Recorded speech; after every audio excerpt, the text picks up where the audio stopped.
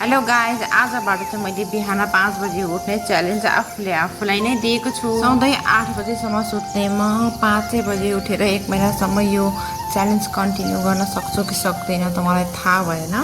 तर आजबाट मैले स्टार्ट चाहिँ गरेको छु। उठेर हात मुख धोएर फ्रेस भएर अब चाहिँ म मर्निङ वाकतिर हिँडेँ। करिब आधा घन्टा जति हिँडेपछि सूर्यनारायण उदाउनु भयो। लगभग 6 बजेतिर चाहिँ म पसिनाले भिजेर नि थ्रुक्कै भएर रुम आइपुगेको थिएँ। रुम आएपछि मैले नुहाएँ, एकदमै फ्रेस भएर पूजा गरेँ अनि टिका लगाएँ आफैले।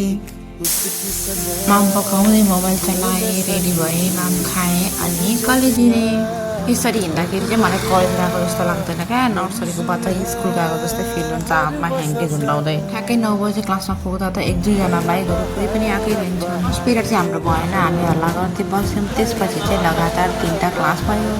1 बजे चाहिँ हाम्रो ब्रेक थियो अनि साथी र म रुममा आएर खाजा खायौँ। ब्रेकपछि बायोकेमिस्ट्रीको 3 घन्टाको प्र्याक्टिकल भयो। प्र्याक्टिकल सिद्धिएपछि घर रुम आइपुगेपछि म हातखुट्टा धोएर फ्रेस भएँ, एकछिन मोबाइल चलाएँ अनि खाना बनाउनु मैले नि हरियो आँपको अचार बनाएको थिएँ। त्यसपछि भिडियो बनाउनै बिर्सेछु। साँझ परेपछि हावाहुरी लगाएर कत्रो ठुलो पानी पऱ्यो। पर्व हे ईश्वर, यस्तो गर्मीमा न फ्यान चल्छ, न लाइन छ, न वाइफाई चल्छ।